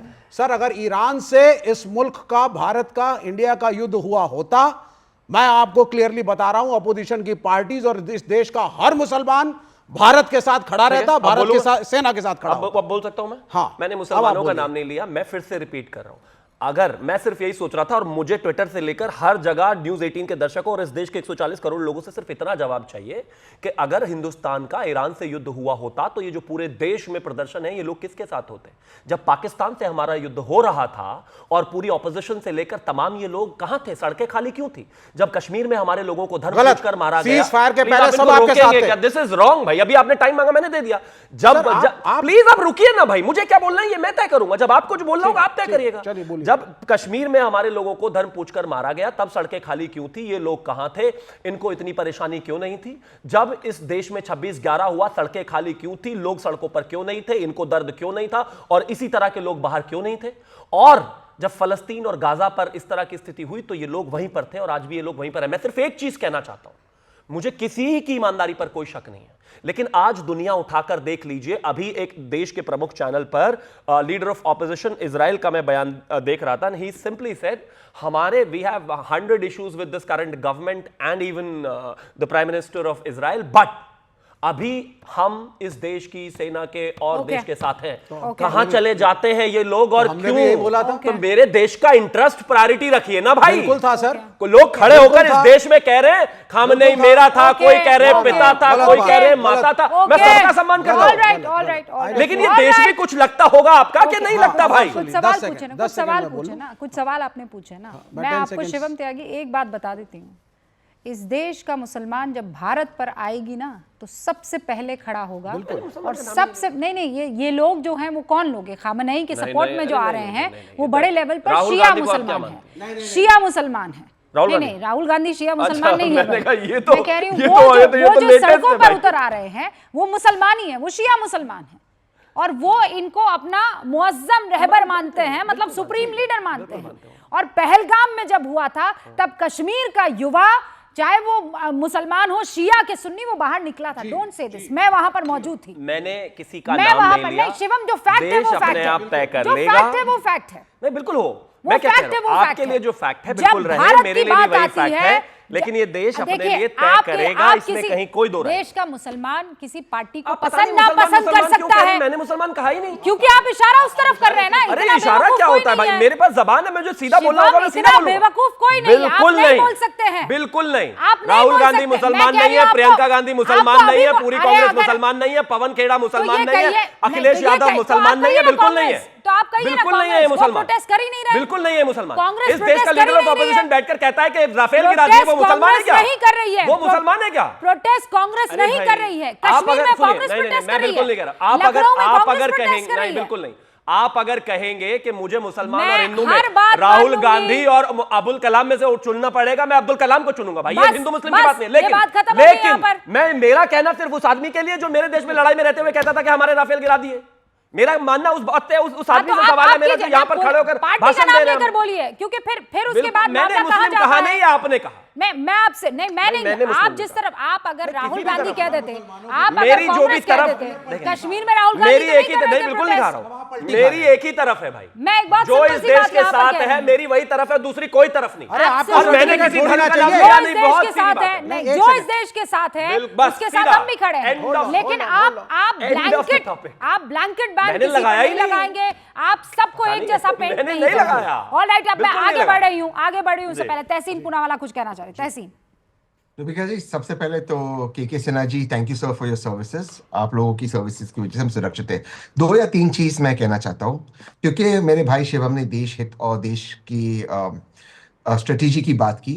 शिवम भाई, जैसे अशोक जी ने कहा, 50% से 60% हमारा क्रूड ऑयल और LNG ये स्ट्रेट से आता है, स्ट्रेट ऑफ हॉर्मुज से आता है। लेकिन इससे ज्यादा जरूरी बात है, 85% ऑफ हमारा LPG कुकिंग गैस ये गल्फ कंट्री से स्ट्रेट ऑफ हॉर्मुज से आता है। अब स्ट्रेट ऑफ हॉर्मुज बंद हो गया, प्लान बी क्या है? क्योंकि इसका डायरेक्ट इंपैक्ट महिलाओं पर और घर के इन्फ्लेशन पे पहुंचेगा, पहली बात। दूसरी बात, प्लीज रूबिका जी, 10 सेकंड, एक बड़ी खबर है, फिर मैं आ जाऊंगी। सुनिए, प्रधानमंत्री नरेंद्र मोदी ने दो लोगों से बातचीत की है, वो अभी मुझे जानकारी मिली। बस एक बार दर्शकों को बता दूं, फिर आपके पास आ जाऊंगी। प्रधानमंत्री नरेंद्र मोदी ने बहरीन के किंग से बात की है। 2 कॉन्वर्सेशंस बहुत महत्वपूर्ण हुई है। एक तो बहरीन के राजा से बात की है, हमद बिन ईसा अल खलीफा, और दूसरा क्राउन प्रिंस से बात की है, और जो कि प्रधानमंत्री भी है सऊदी अरेबिया के, मोहम्मद बिन सलमान। उन दोनों से बात की है और उन्होंने ये कहा है कि ये जिस तरीके के अटैक है ये नहीं होने चाहिए और इंडियन कम्युनिटी की सुरक्षा प्राथमिकता है हमारी सर्वोच्च। ये बात उनको याद दिलाई है और दोनों कंट्रीज के साथ खड़ा है हिंदुस्तान, ये क्लियर कर दिया गया है। Now Tahseen, you can continue. जी रूबिका जी, जैसे मैंने कहा, अशोक जी ने कहा, 50 to 60% हमारा जो LNG और क्रूड ऑयल परचेज है ये स्ट्रेट ऑफ हॉर्मुज से आता है और इसके लिए हमारे पास स्ट्रेटेजिक रिजर्व्स है। लेकिन LPG का हमारे पास स्ट्रेटेजिक रिजर्व्स नहीं है और ये 85% करीबन आता है। दूसरी चीज, जब हमने एक्सेप्ट किया कि हम रशिया से तेल कम खरीदेंगे मार्च 2022 के बाद, ये और हमने जो परचेसेस है, जनवरी की जो परचेसेस सबसे लोएस्ट है हमारे जो रशिया से मार्च 2022 के बाद, तो चीन को इसका नुकसान नहीं होगा क्योंकि चीन बाय लैंड रूट रशिया से ला सकता है गैस और क्रूड ऑयल। लेकिन भारत के लिए क्या प्लान बी है? जब ये सवाल पूछ रहे हैं, हम देश के विरुद्ध नहीं है, ये डायरेक्टली महिलाओं के कुकिंग गैस पे होगा क्योंकि बीजेपी के पास इन सवालों का जवाब नहीं है, क्योंकि बीजेपी के पास उत्तर नहीं है। बीजेपी के पहले जो प्रवक्ता आई थी, क्योंकि मैं मानता हूं शिवम बहुत अच्छे प्रवक्ता है, पहली जो प्रवक्ता है ये भी नहीं बता सकती कि ईरान में प्लान पहले वाली प्रवक्ता अच्छी नहीं है। नहीं, मैं किसी को अच्छा बोल रहा है, शिवम बहुत इंटेलिजेंट है, तो शिवम शायद उस सवाल का भी जवाब दे दे कि वो भाग गई थी। इसके साथ वो सवाल को मैं जोड़ लेता हूं। शिवम, जब आप रेजिम चेंज, अगर ऐसा रेजिम चेंज होता है जो भारत के हक में नहीं है, तो हम सेंट्रल एशिया, अफगानिस्तान और रशिया को कैसे एक्सेस करेंगे? पाकिस्तान से तो कर नहीं सकते। तो अगर बीजेपी थोड़ा इस पर हमें रोशनी डाल दे तो बेहतर होगा। ओके, मैं मौका दूंगी, पहले प्लीज ओपनिंग रिमार्क सबके और उसके बाद आनंद रंगनाथन। हाँ रूबिका जी, देखिए 2 घंटे का प्रोग्राम था। इतनी भीख टाइम के लिए तो पाकिस्तान कटोरा लेके नहीं मांगता जितने मैं आपसे मांग रहा हूँ। 2 मिनट भी। अब मैं आपको 2 चीजें कहना चाहूंगा। आप मेरी छोटी बहन है, इसके नाते ही दे दीजिए। देखिए, एक सेकंड आनंद, चूंकि आपने मुझे छोटी बहन कहा है, मैं 2.5 मिनट देती हूँ आपको। अरे क्या बात, क्या बोलिए। बिल्कुल। देखिए, मैंने पहले एक क्वेश्चन रखा था, वो मैं दोबारा दोहराना चाहता हूं बिकॉज हमें लॉजिकली और रैशनली साइंस को मद्देनजर रखते हुए बात करनी चाहिए। पाकिस्तान का कोई लीडर अगर अपने देश में टेरर ऑर्गेनाइजेशन को पनपने दे, उसको फंड करे, लाखों की तादाद में उसको पैसे दे, हजारों की तादाद में टेररिस्ट बनाए, और फिर वो कमांडर हो अपनी आर्म फोर्सेस का, और वो टेररिस्ट इंडिया भेजे जहां पे वो हजारों लोगों को मारे और दहशत फैलाए, क्या वो पाकिस्तान का लीडर लेजिटिमेट टारगेट है इंडिया के लिए कि नहीं? हर कोई रैशनल आदमी बोलेगा हाँ। अब मैं आपको बताता हूं, जो खमेनी थे, ये ईरान के commander in chief of Iranian arm forces थे। इन्होंने हिजबुल्लाह और हमास को डायरेक्टली फंड किया। ये इन्होंने कह रखा है कि इजराइल एक कैंसर है जिसको मैप से हटाना होगा। ये क्लैंडस्टाइन न्यूक्लियर आर्म रेस में न्यूक्लियर अपने पावर बनना चाहते थे। इन्होंने इजराइल में टेररिस्ट अटैक किए। क्या ये इजराइल के लिए लेजिटिमेट टारगेट है कि नहीं है? हर कोई आदमी बोलेगा आपने पाकिस्तान के लिए कहा हां, आप इजराइल के लिए ना क्यों कह रहे हैं? नंबर 2, मैं इस बात में आपसे थोड़ा सा डिसएग्री करूंगा, क्योंकि जो शिया इंडिया में इनको अपना सुप्रीम लीडर मान रहे हैं, वो अगर पहली बात तो शिया में कैथोलिक्स की तरह पोप कोई होता नहीं है, कोई सुप्रीम लीडर होता नहीं है। अगर मानी भी तो एक अल सस्तानी जी हैं जो कि बहुत ही मॉडरेट व्यूज के हैं, नजफ में हैं, जो इराक में हैं, 95 साल के हैं, भारत के भी दोस्त हैं, बहुत अच्छे सेकुलर, एक तरह सेकुलर तो नहीं कहूंगा लेकिन एक तरह से बहुत मॉडरेट व्यूज हैं। अगर रखना भी है उनको अपना लीडर, स्पिरिचुअल लीडर, वो है। ये एक टेरर सपोर्टर थे। अगर आप एक टेरर सपोर्टर को अपना सुप्रीम लीडर मानेंगे तो इंडियन गवर्नमेंट को सबसे आगे आके कहना चाहिए भाई तुम गलत लीडर को अपना मान रहे हो। टेरर सपोर्टर नहीं था। अब देखिए, इजराइल टेरर सपोर्टर नहीं था। आपने 2.5 मिनट कहा था। नहीं सर, द मैप इजराइल और पैलेस्टीन का मैप 1948 का, 1966 का, सन 2000 का और 2026 का, जिस तरीके से जमीन को छीना अरबों से, उसके बारे में भी तो बोलो ना। अच्छा, काउंटर करने का मौका दूंगी। हाँ, ओके, सुनिए, जमीन को छीनने की बात, विवेक की कंट्री जो है उसने सबसे ज्यादा हमारे देश की जमीन छीनी है, लेकिन ये जानते नहीं है अक्साई चिन में क्या हुआ। CPI was the only party that hailed the Tiananmen Square massacre, जहां पे 10,000 चीनियों को, अब आप डाइवर्ट मत करिए सर, इजराइल पे बात कर लीजिए जरा, कह रहे हैं ना कि हम मुझ देश पे के और आगे सीपीआई पे ना जाएं। आपके पास लॉजिक नहीं है। देखिए, बहुत गलत बात है विवेक, दिस इज वेरी रॉन्ग। ऐसे मत कीजिए ना प्लीज, ऐसे मत कीजिए, ऐसे मत करिए। मैंने पहले कह दिया, ईरान से ज्यादा गलती रूबी का नहीं किया। आपको स्टूडियो बुला के आप फेड आउट नहीं हो सकते। अब ये कह रहे हैं ना कि हम, अगर कोई भी देश पे सर, लेकिन आप अगर जो एंकर बोलता है आप फॉलो करते हैं? बिल्कुल करता हूं। भारत माता की जय। नहीं, वो मैं नहीं करता, वो आइडियोलॉजिकल एक गलत चीज है। मैं जय हिंद बोलता हूं, आई लव इंडिया बोलता हूं। आप सुनिए, अभी मैंने दूसरी भाषा में वो बोल दिया। अभी एक्सपोज नहीं, मैंने दूसरी भाषा में बोल दी वही चीज। नाउ आनंद प्लीज जी, नी how Vivek, calm down, knee how. अब सुनिए, इन्होंने कहा कि देश पे जब भी हमला होगा कोई भी, हम सबसे आगे खड़े रहेंगे। मैं इनका ही बता दूं, एक केरला के एक्स चीफ मिनिस्टर अच्युतानंदन थे, उन्होंने 1962 के इंडो चाइना वॉर में ब्लड डोनेशन कैंप लगाए। इन्हीं कम्युनिस्ट ने उनको डिमोट कर दिया। नहीं किया, उनको हमने चीफ मिनिस्टर बनाया और कई बार बनाया। कि आपने प्लीज, आपने क्यों लगाए? ये अच्युतानंदन की अपनी बात है, उन्होंने खुद कहा ये। इनको जो चीज पसंद नहीं आती कहते हैं फेक न्यूज है, तो झूठ फैलाना बंद करो। मैंने 2.5 मिनट से ज्यादा दे दिया आपको। अब विवेक, अब आप सुनते जाइए डॉक्टर रंगनाथन। पहली चीज, आप एक तरफा खोमेनी को, ईरान को, हिजबुल्लाह को, सबको टेरर स्टेट कह रहे हैं। आप कह रहे हैं साहब हमास गलत है। मैं बिल्कुल आपकी बात से इत्तेफाक रखता हूं। अगर आपने घुस करके इजराइल में नागरिकों को मारा, गलत था, हमें कंडेम करना चाहिए। अब आप मेरी दूसरी बात को सुनिए सर, जो मैंने कहा 1948 में जब ये समझौता हुआ कि यहूदियों के लिए एक नई जमीन दी जाएगी, नया मुल्क बनेगा, उसका एक नक्शा बना। आप पढ़िएगा जरा, ओ जेरूसलम भी पढ़ लीजिएगा। लैरी कॉलिंस पीरी डोमिनिक, बच्चा था तब पढ़ी थी स्कूल में मैंने, उसके बाद बहुत पढ़ा है। सुनिए आप पहले सुन लीजिए जरा। नाउ यू आर इंटरफेयरिंग, नहीं चलेगा बस। आप मुझे सुनिए, अब आप जरा जो सुनिए, आप 1 मिनट, नहीं गलत मत बोलिए। अब आप सुनिए, इट्स माय टाइम नाउ। वो जो नक्शा डिसाइड हुआ था, उस नक्शे का उल्लंघन इजराइल ने कंटिन्यूअसली किया। 1966 में यूनाइटेड नेशंस को फिर से एक नक्शा दिया गया, बोला गया साहब ये देखिए, ये वो नक्शा था और आज क्या हाल है। आपसे कोई अग्री नहीं कर रहा। आप अगर पैलेस्टीन की भूमि को छीनेंगे, ना जनरल सिन्हा तो वो हिट बैक करेगा। और अब मेरे देश की भूमि को छीनोगे तो मैं भी हिट बैक करूंगा। फिर चीखे आप अपनी भूमि की तो चर्चा कर लो। अपनी भूमि से कोई मतलब नहीं है, दुनिया भर की भूमियों पर चले जाइए। नहीं, दुनिया भर की भूमियों। I am not a student of the Americans. मैं अमेरिकंस का चाटुकार नहीं हूं और मैं कॉम्प्रोमाइज नहीं हूं प्राइम मिनिस्टर की तरह। छाती ठोक के बोलता हूं, ईरान सही है, मॉरली सही है, भारत को उसका समर्थन करना चाहिए। अमेरिका नहीं, और उसमें तुष्टीकरण का कोई मतलब नहीं है। America they are morally right. America के चाटुकार। अमेरिका कौन होता है आकर के बोलने वाला खोमनी सही है या गलत? आप नहीं और अमेरिका डिसाइड करेगा किस देश का अमेरिका को बदल दीजिए चीन से। अमेरिका डिसाइड, आप अमेरिका को बदल दीजिए चीन से। हर्षवर्धन जी, समस्या है, हम लोग इतने सीरियस टॉपिक पर डिबेट कर रहे हैं और इनको कम्युनिस्टों के अलावा कुछ दिखता नहीं। पता तो करें ईरान में कोई कम्युनिस्ट है क्या बचा हुआ, चेक कर लें जरा, तो थोड़ी सहूलियत होगी, इनको थोड़ा समझ आ जाएगा। ये मतलब कहीं भी ला के कम्युनिस्ट ले आते हैं, ईरान में कम्युनिस्ट बचे नहीं। वहीं कम्युनिस्ट हैं जहां डेमोक्रेसी है, वेस्टर्न वर्ल्ड में भी हैं, लेकिन ईरान में बचे नहीं है। तो ये आपको ध्यान में। दूसरा इजराइल पर 1973 में सभी अरब देशों ने मिलकर हमला किया था। सभी अरब देशों ने मिलकर क्यों किया था? और आज क्या है? क्यों किया आज था? ईरान से किसका झगड़ा हो रहा है? सर क्यों किया था? यूएई, सऊदी अरब, बहरीन, कतर, कुवैत, कौन लड़ रहा है? ये देश कौन है? सर 1973 में हमला क्यों किया था? और 13 में से बोले ना, ये 1973 की बात कर रहे हैं। सारे अरब मुल्कों ने अगर हमला किया था क्यों किया था? जुड़े हो, चाहे वो जो समुद्री सीमा से जुड़े हुए, सब के सब मुस्लिम देश हैं, सब ने अपने यहाँ अमेरिकी बेस बनाए हैं।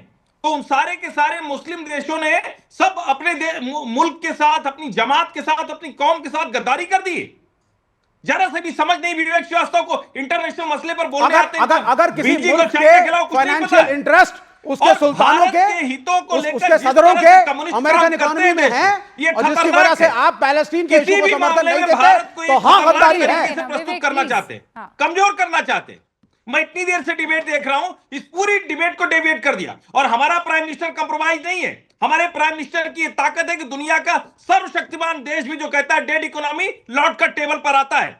हमारा प्राइम मिनिस्टर इस स्थिति में है कि शी जिनपिंग को भी सिर्फ अमेरिका की कॉलोनी बन चुके हैं। हमारा उसके जियोपॉलिटिकल टारगेट को कंप्लीट करने में हम सहायक हैं। वो आज आके कनाडा का प्राइम मिनिस्टर कूटनीति का नाम देते हैं। रूबिका, इनकी आवाज कम करिए, नहीं तो ये स्टूडियो वाला आनंद बिल्कुल ठीक कह रहे हैं, गलत काम कर रहे हैं। और मैं आपको बताता हूं, भारत का प्रधानमंत्री मालदीव से लेकर, श्रीलंका से लेकर, बांग्लादेश से लेकर, नेपाल से लेकर, अभी ताजा कनाडा से लेकर अपनी पॉलिसी में ट्विस्ट करना चाहता है।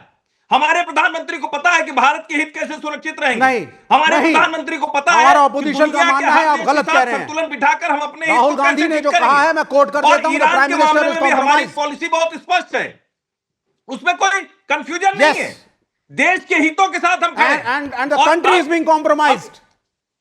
ये वो ट्रेड डील जो मार्च में शिवम बैठे हैं, इसके डिटेल्स आएंगे। हमें मालूम है भारत को कॉम्प्रोमाइज किया गया है और किसानों को कॉम्प्रोमाइज किया है आपने। आप वही करते हैं जो ट्रंप बोलता है। ओके सर, ये मनोहर कहानियां हैं, कुछ नहीं। अब मुझे इंटरवीन करना पड़ेगा। ये मनोहर कहानियां हैं कि आप सामने वाला जो है जो कह रहा है हम उसकी मान रहे हैं। ऐसे बहुत से बिंदु हैं जो आपको बताए जा सकते हैं, गिनाए जा सकते हैं। पहले मैं चाहती हूँ जनरल सिन्हा अपनी बात रखे। जनरल सिन्हा, आपने सुना ना विवेक श्रीवास्तव क्या कह रहे हैं? हम कॉम्प्रोमाइज हो गए हैं, भारत ने जो है अमेरिका के, मतलब लड़ाई दो मुल्कों की हो रही है, लेकिन सब खामियां जो है वो यहाँ भारत में है, भारत के रहबर में है। कौन रहबर, कौन लीडर? प्रधानमंत्री नरेंद्र मोदी। ये लड़ाई भी उनकी वजह से हो रही है, ये अगर इनकी माने तो। रूबिका जी जय हिंद, और विवेक श्रीवास्तव जी को भी जय हिंद बोलूँगा, क्योंकि क्या जय हिंद तो बोल पाते हैं। मेरा ये है कि यदि आप उनको म्यूट कर देंगे तो मैं कुछ बोल पाऊँगा, यदि मेरा 2 मिनट भी आप उनको दे दीजिए। देखिए रूबिका जी, आपने मुझे समय दिया है तो मैं वही बात करूँगा जो इजराइल के पार्लियामेंट में प्रधानमंत्री ने 140 करोड़ लोगों की तरफ से बोला है। ये जो पूरी जो हम डिबेट कर रहे हैं वो उसी परिप्रेक्ष्य में है 7 अक्टूबर 2023 में, जहां पर आतंकवादियों ने मिल करके वो चीज़ किया जो कि भारत में पाकिस्तान के आतंकवादी करते हैं, जो निहत्ते बिलखते लोगों को, वहाँ से लड़ाई की शुरुआत है। चाहे आप पहलगाम से लड़ाई की शुरुआत रहे, जब हमने ऑपरेशन सिंदूर किया, आज यदि इसको अलग से देखिएगा तो वो गलत होगा। हम आतंकवाद के अगेंस्ट हैं, चाहे कोई भी देश हो, चाहे अमेरिका उसको सपोर्ट करता हो क्यों, चाहे रशिया क्यों नहीं सपोर्ट करता हो। आतंकवाद, उन्होंने कहा है एब्सोल्युटली क्लियरिटी, 140 करोड़ जनता इजराइल के लोगों के साथ खड़ी है, क्योंकि आतंकवाद की लड़ाई है, ये किसी और दूसरे की लड़ाई है ही नहीं। और देखिए जो इसका, यदि आप चोकिंग, अभी बात कर रहे थे ना कि जो स्टेट ऑफ हार्मोज को चोक कर दिया, 9 डिग्री एंड 10 डिग्री जो चैनल है इंडियन ओशन रीजन में, हमारे ये हमारा जो अंडमान निकोबार, उसके बीच से जाता है। पूरे विश्व का हम चोक कर सकते, एक भी शिप नहीं इधर जा सकता है उधर। पर भारत कभी सोचता भी है, कभी करने की ऐसी कल्पना है?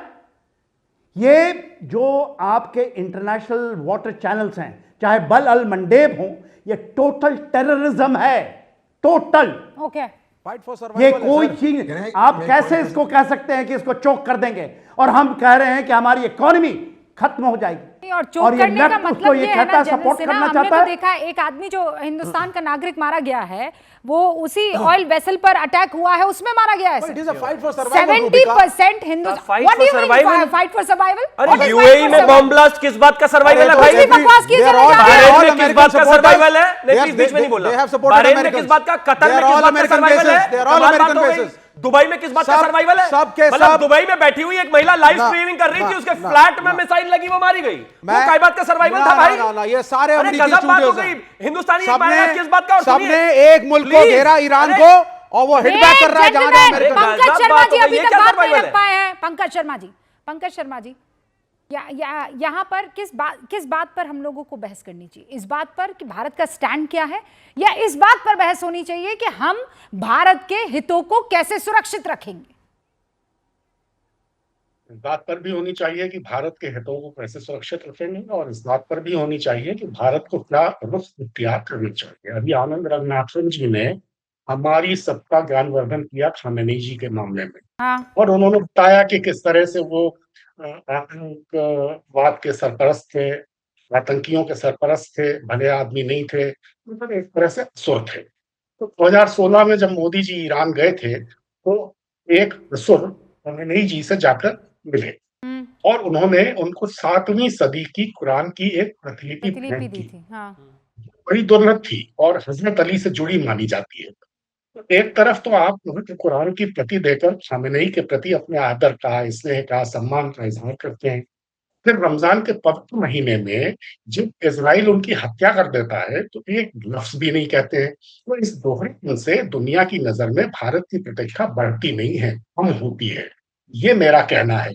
और रूबिका जी, जब अलगू चौधरी अपने दोस्त जुम्मन शेख के खिलाफ फैसला देने से हिचकिचा रहा था, तो साला जान ने क्या सवाल किया था मालूम है ना आपको? साला जान ने पूछा था, क्या बिगाड़ के डर से ईमान की बात न कहोगे? तो ये जो प्रेमचंद की कहानी पंच परमेश्वर में साला जान का प्रश्न है, ये इतिहास का सबसे मार्मिक प्रश्न है। यही प्रश्न आज मैं अपने प्रधानमंत्री नरेंद्र भाई मोदी जी से पूछना चाहता हूं, और यही प्रश्न रूबिका जी मैं आपसे भी, यानी मीडिया से भी पूछना चाहता हूं कि बिगाड़ के डर से क्या ईमान की बात नहीं कहोगे? सच्चाई क्या है सबके सामने? नहीं, बस ठीक है पंकज जी, आप कह रहे हैं कि ईमान का साथ नहीं दोगे, है ना? 10 सेकंड्स। हाँ, ईमान का साथ नहीं दोगे। Thank you.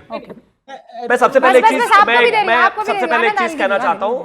आदरणीय प्रधानमंत्री जी की, इस देश के प्रधानमंत्री हैं, उनकी जिम्मेदारी इस देश के 140 करोड़ लोगों के प्रति है। उनको प्रधानमंत्री इसीलिए बनाया गया है और इस देश ने इसीलिए चुना है ताकि इस देश की सुरक्षा और सेफ्टी और सारी चीजों को वो इंश्योर करें। और जहां तक बात उनको किसी का गिफ्ट देने, किसी का मिलने की है, वो देश के प्रधानमंत्री हैं। आदरणीय प्रधानमंत्री जी का निजी तौर पर जरूर कुछ हो सकता है, लेकिन उनके लिए पहली प्रायोरिटी देश है।